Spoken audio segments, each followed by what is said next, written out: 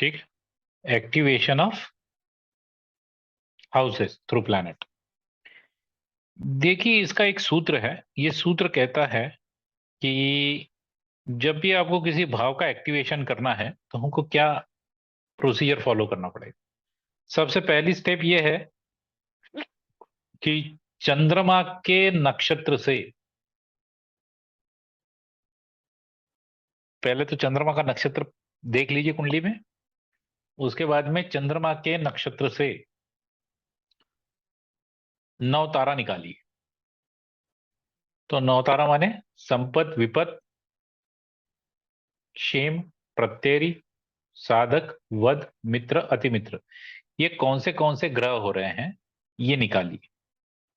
ये लिस्ट निकलने के बाद हमको कुंडली में ये देखना है कि कुंडली में कौन सा भाव खाली है जहां पे कोई ग्रह नहीं बैठा हुआ है।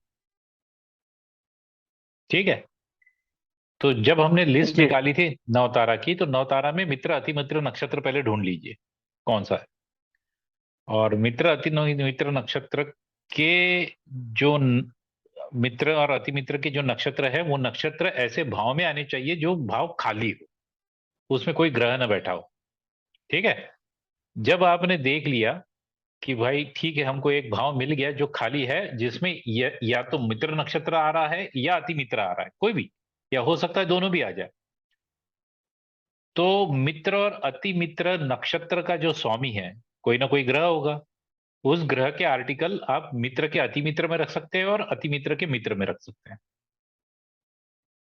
ठीक है। अब इसको हम उदाहरण देखने की कोशिश करते हैं।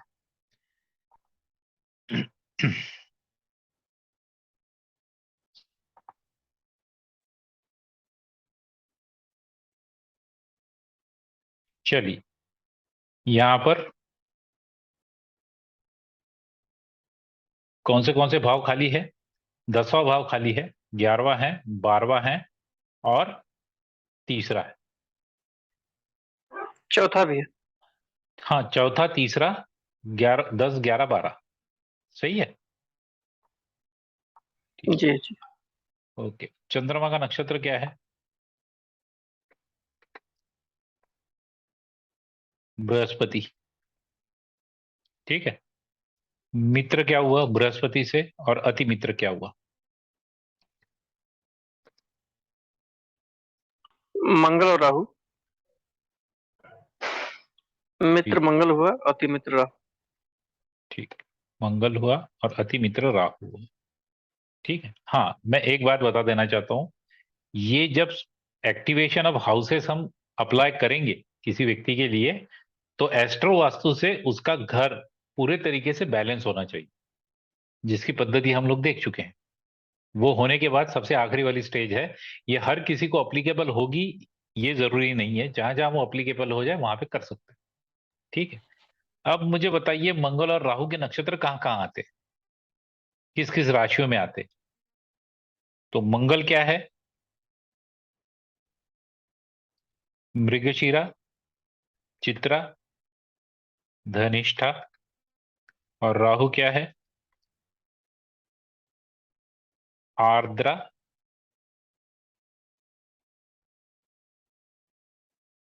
स्वाति, शता, विशा। ठीक है। तो चलिए बताइए मुझे कि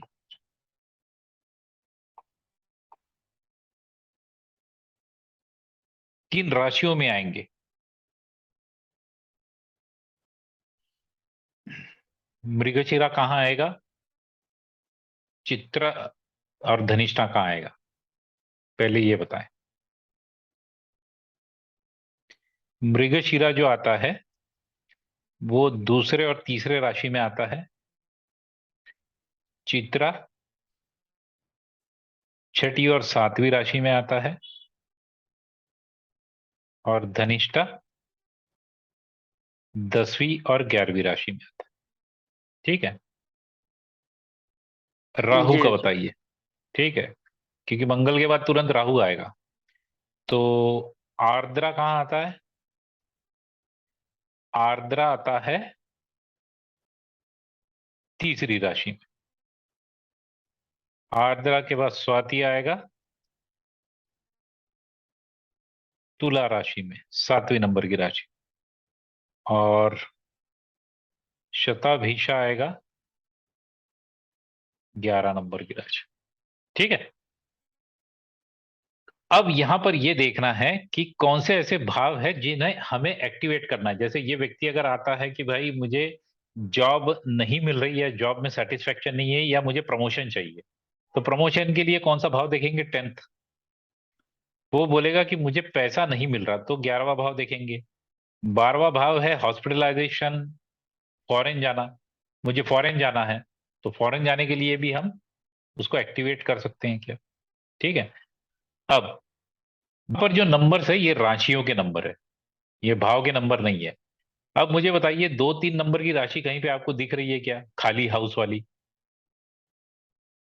नहीं। नहीं। ठीक है, तो इसको रेड कलर में मार्क करेंगे, ये काम नहीं करेगा हमारे। 6-7 नंबर की दिख रही है क्या?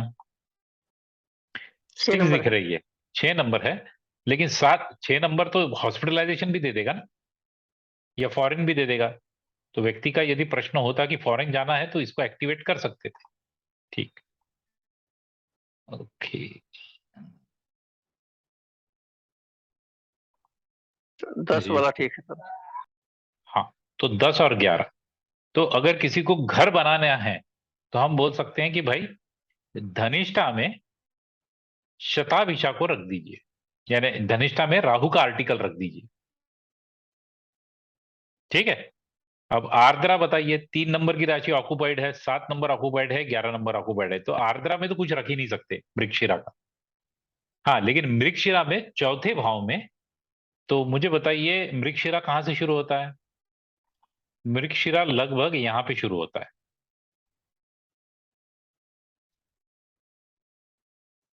अगर ये हमारा भाव है,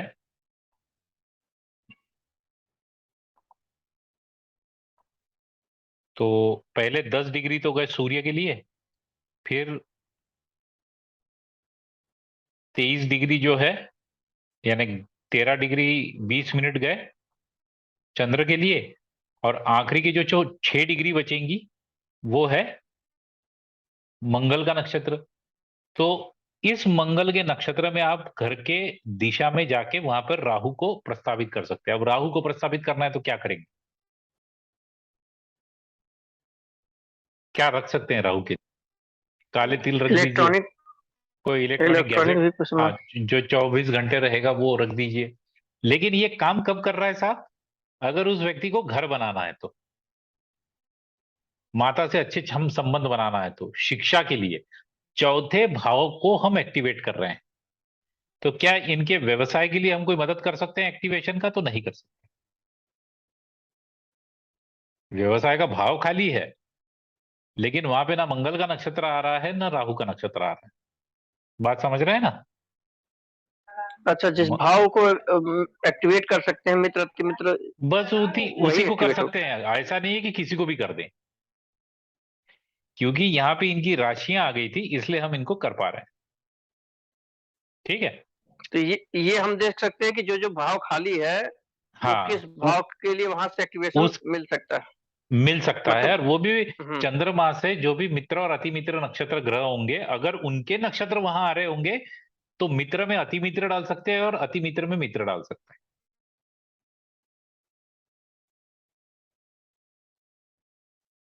मित्र में मित्र नहीं डाल सकते और अति मित्र में अति मित्र नहीं डाल तो सकते। यही एक देखना है दूसरे कि खाली भाव में का जो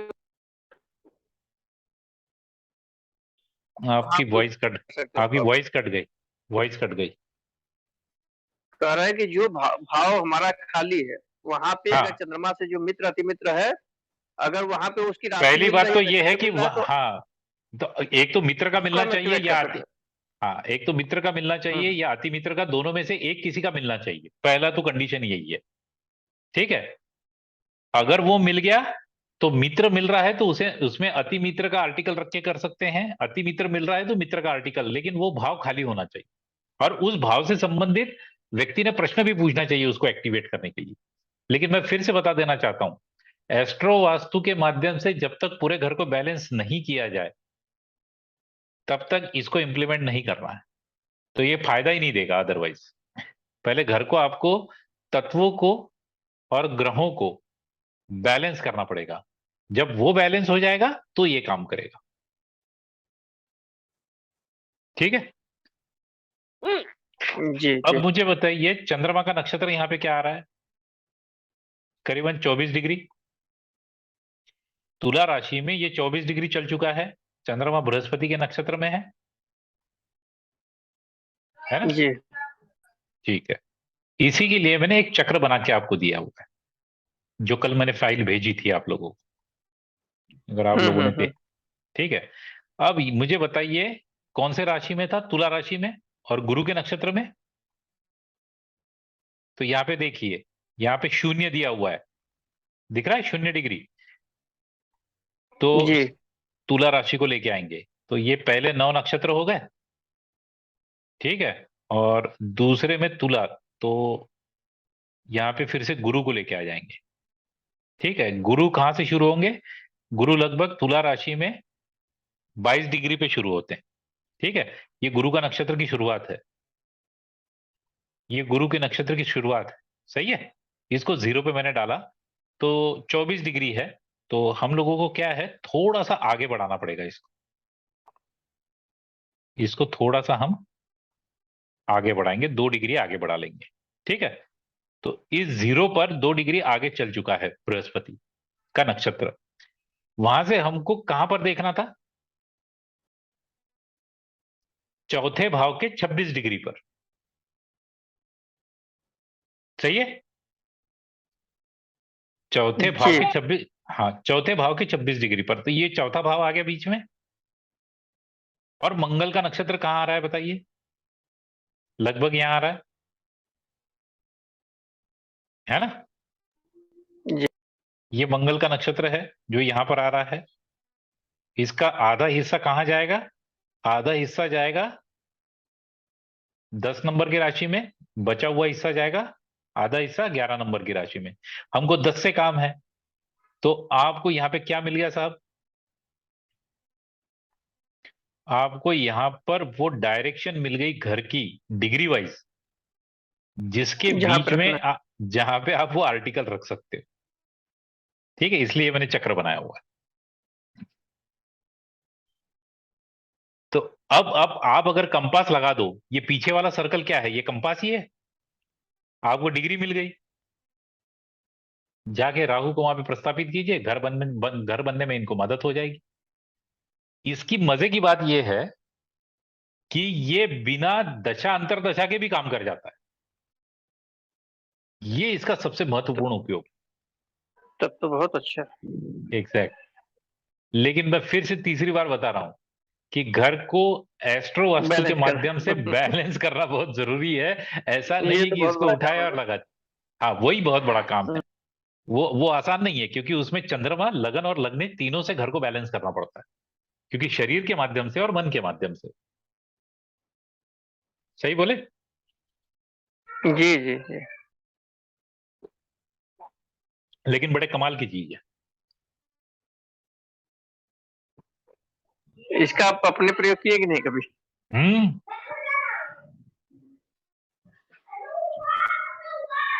ऐसे उपचार तो पहले अपने पे करना चाहिए। इसको किए हैं हम। ठीक है। जी ठीक है। चलिए बताता हूँ, अभी रियल लाइफ केस बताते हैं।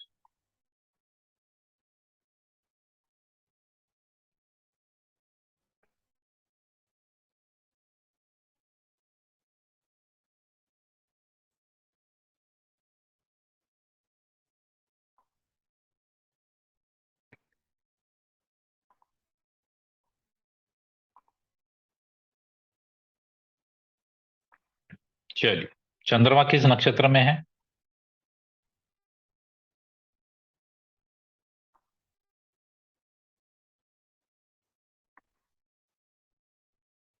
सूर्य के। सही है। मित्र क्या हुआ? शुक्र के सारे नक्षत्र मित्र हो गए। अति मित्र क्या हुआ? हेलो? केतु केतु केतु। केतु हो गया। चलिए, शुक्र के तीनों मुझे नक्षत्र बताइए, नाम।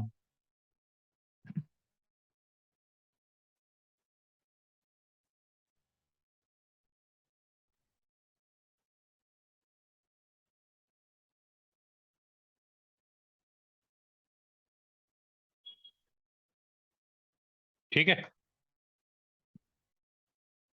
बराबर है। जी जी। ठीक है, ये कौन से राशियों में आ रहे हैं बता दीजिए। भरणी कहाँ आएगा? पहली राशि में, पांचवी राशि में, नवे राशि में। ठीक है ना। पहली जी राशि में जी। भरणी है, हाँ, पहले राशि में भरणी आएगा, फिर पूर्व फाल्गुनी आएगा, और फिर उत्तर फाल्गुनी आएगा। अच्छा सॉरी, गलती हो गई मेरी।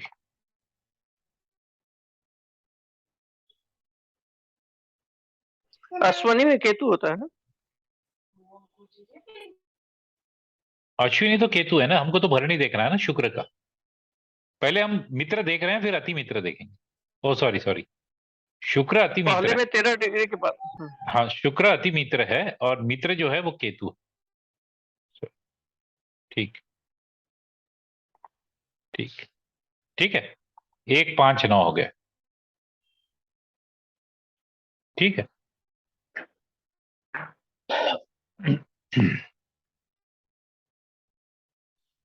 अब बताइए केतु। केतु मित्र है। केतु के कितने हुए?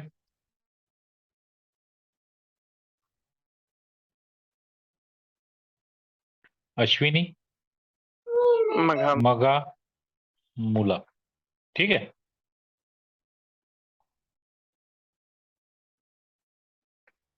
ये इनके शॉर्ट फॉर्म है। कौन सी राशियां हो गई?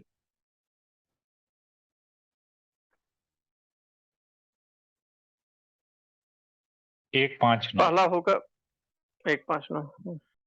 अब यहां पर देखिए कि ऐसी कौन सा भाव है जहां पर मुझे ये दोनों राशियां खाली मिलेगी।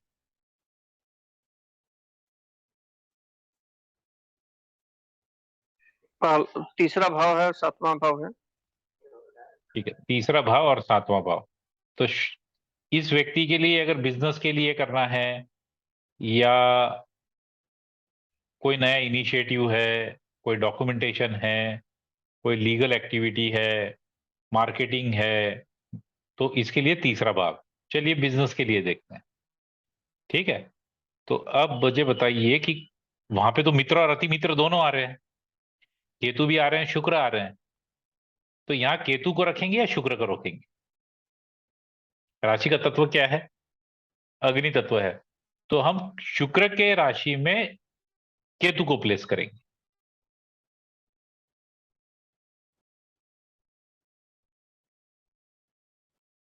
ठीक है।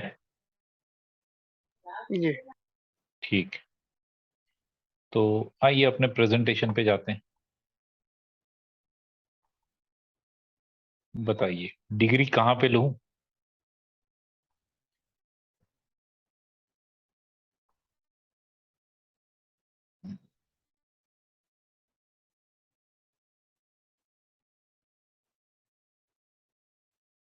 ठीक है, तीसरा।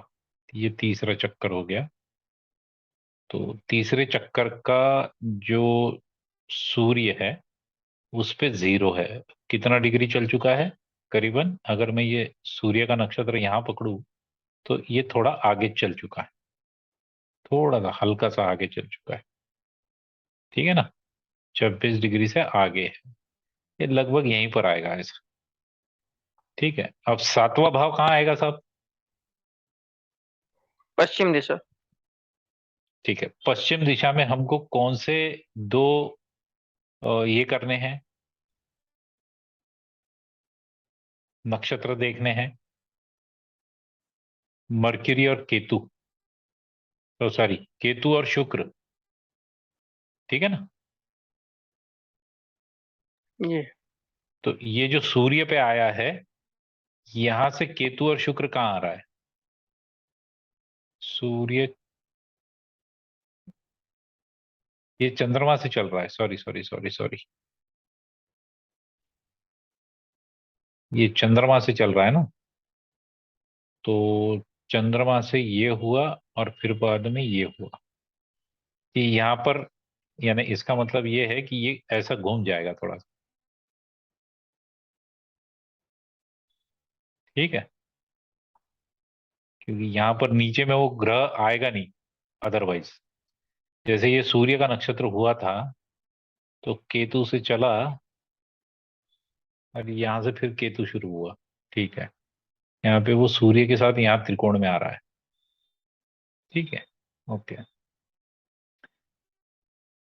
क्योंकि हम लोग लगन से ले रहे थे, हमने लगन से नहीं लेना चाहिए था। हम चंद्रमा को लगन बना रहे हैं ना। ठीक है, हम्म। देखिए चंद्रमा को यदि लगन बनाए तो पांचवी राशि कहाँ आएगी? पांचवी राशि यहां पर आएगी, 90 भाव में। सही बात है ना।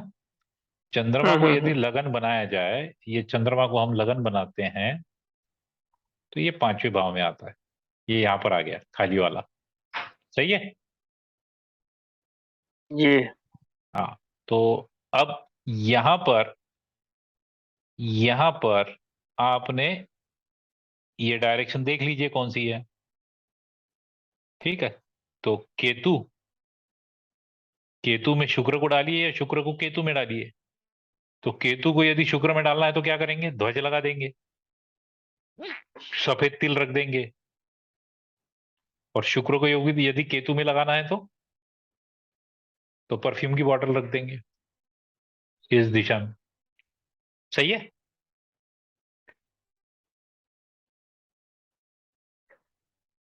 यहां पर परफ्यूम की बॉटल रख सकते हैं, जैसे भी रखना है आपको। पर केतु को रखेंगे तो बेटर रहेगा, क्योंकि अग्नि तत्व की राशि वहां पर है, सूर्य की। सही है ना। जी जी। सर, परफ्यूम का बोतल रखने के लिए तो वो कलर भी वो ध्यान रखना पड़ता है सर, नहीं नहीं, बोतल कलर से का फर्क नहीं। नहीं पड़ता, मेन तो परफ्यूम रहना चाहिए वहां। लेकिन अब ओके। परफ्यूम रखेंगे ही नहीं, क्योंकि वो पे वहां पे सूर्य राशि आ रही है, तो सूर्य को अग्नि तत्व के हिसाब से हम वहां पर ओके। इसको ही रख देंगे। वो डायरेक्शन निकाल लेंगे वहां पर। पहले 13 डिग्री केतु का नक्षत्र है, फिर बचा हुआ 13 डिग्री जो है वो घर से देख लेंगे कंपास के ऊपर और वहां पे रख देंगे, और वो काम करना शुरू कर देगा। सही है। तो इस प्रकार से ये काम करता है।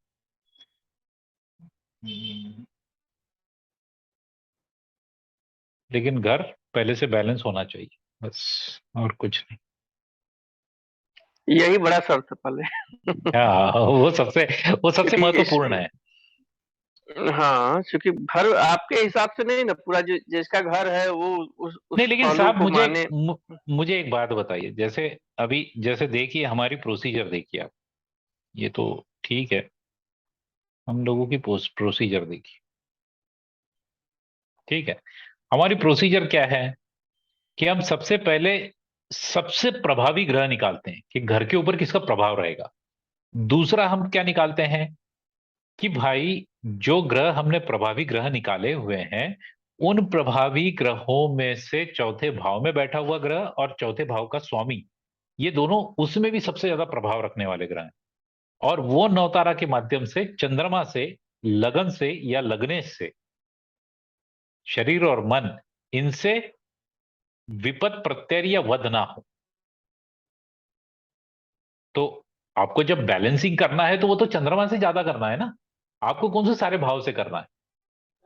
यदि अगर कोई भी ग्रह ऐसा नहीं मिल रहा है जो अशुभ हो रहा है, तब तो ये एक्टिवेट करना आसान हो जाएगा। बहुत तब तो कुछ करना बहुत। ही नहीं है, उसको बस फिर एक्टिवेट तो कर कोई देना दिक्कत डायरेक्ट। नहीं। सही बात है। अन्यथा जी जी। आपको यहां पर पूरी प्रोसीजर तो मैंने लिख के दे दी है। ठीक है, अब इसमें हम ऐड करेंगे बैलेंस तत्व एंड मून। ठीक है, then if possible we can activate required house. बस ये दो ही स्टेप, और कोई स्टेप नहीं। बाकी मैंने आप लोगों को कॉम्बिनेशन जो होते हैं प्लैनेट के, जैसे शनि महाराज है तो एसी अगर टंगा हुआ है तो वो वायु तत्व में है। शूरैक है, जमीन पे रखी हुई है तो वो भू तत्व में है। एयर कूलर रखा हुआ है तो शनि ही है, लेकिन पानी की वजह से हवा ठंडी दे रहा है तो वो जल तत्व में है। ठीक है, अग्नि तत्व में हम हीटर बोल सकते हैं। ठीक है। तो जो हवा फेंकता है, क्योंकि शनि महाराज हवा है, तो इसके बारे में तो मैंने आपको बताया है। वो स्टेप नहीं है हमारी, वो तो हमारे एनालिसिस का पार्ट है। सही है ना? जी जी। हाँ। तो इसके द्वारा हम लोग सबसे पहले चंद्रमा को अच्छे से बैलेंस कर लेंगे, घर के पूरे तत्वों को बैलेंस करेंगे। घर के तत्वों को बैलेंस होने के बाद हम लग्न को भी देख लेंगे, लग्नेश को भी देख लेंगे, तो हेल्थ वाइज भी वो परफेक्ट हो जाएगा। इसके बाद आप एम्प्टी हाउसेस देखिए, जो खाली घर होते हैं, और जातक का यदि प्रश्न उससे रिलेटेड है, आमतौर पे यदि 10वां भाव आपको मिल जाए, 9वां भाव आपको मिल जाए, 11वां भाव यदि मिल जाए, या चौथा भाव मिल जाए, ये अपने आप में बहुत अच्छे भाव होते हैं। वो सुख दे देगा, लाभ दे देगा, किस्मत यानी फॉर्च्यून दे देगा, प्रतिष्ठा, स्टेटस दे देगा, गवर्नमेंट सपोर्ट दे देगा। 5वां है तो अध्यात्म के लिए अच्छा है, 9वां है तो अध्यात्म के लिए अच्छा है, 8वां है तो रिसर्च के लिए अच्छा है। आप वहां पे उस ग्रह को रखिए और देखिए। यही चीज आप व्यक्ति के शरीर पे भी कर सकते हैं, लेकिन शरीर से अच्छा वास्तु भी कीजिए उसको बैलेंस करने के बाद। तो ये फिर ज्यादा कॉम्प्लिकेटेड नहीं होता है, क्योंकि हमारे पास अष्टक वर्ग के माध्यम से बैलेंसिंग का जो तरीका है।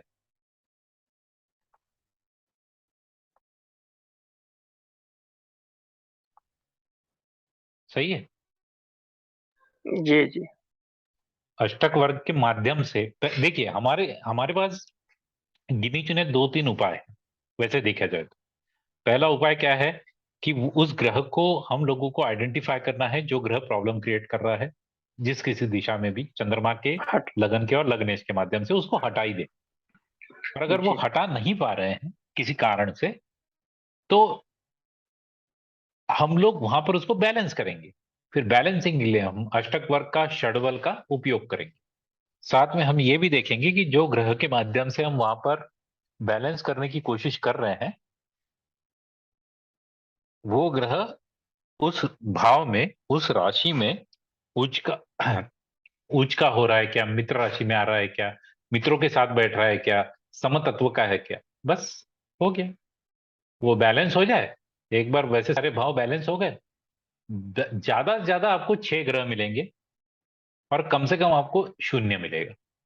तो शून्य से लेके 6 ग्रहों के बीच का पूरा खेल है एस्ट्रो वास्तु। ठीक है। जी। बढ़िया। तो यहाँ पर आज हम लोगों का कोर्स समाप्त हो रहा है। अब शनिवार से हम लोग इसके ऊपर प्रैक्टिस शुरू करेंगे, अभ्यास होगा तो और चीजें ये सब और क्लियर होगी, क्योंकि अभी अभी अभ्यास हो। अभी तक हाँ। हम लोगों ने 8-10 कुंडलियां देख ली होगी। अब हम सिर्फ कुंडलियों पे ही देखेंगे। तो सबसे पहली स्टेप तो हमारी रहेगी कि भाई एस्ट्रो वास्तु इनको लगेगा या नहीं लगेगा, सचमुच कोई परेशानी हो भी रही है या नहीं हो रही है। ठीक है। अगर हो रही है जी तो फिर क्या हो रही है, और फिर मैंने आप लोगों को ये भी बताया है कि जो ग्रह जहां बैठा होता है शरीर के उस हिस्से में भी प्रॉब्लम देता है।